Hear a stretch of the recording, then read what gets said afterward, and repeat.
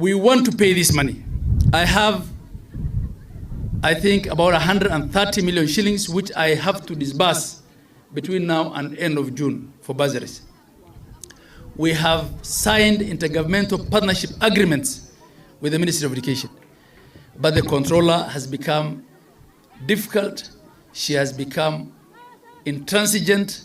She has become unreasonable, extremely unreasonable.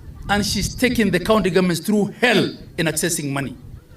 It is unacceptable. The biggest threat to devolution today is the control of budgets. There is no controller of budgets for county governments and controller of budgets for national government.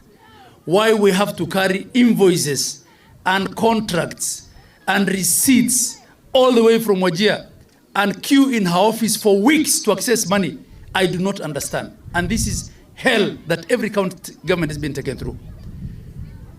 We want to be told whether we're really serious as a country about devolution.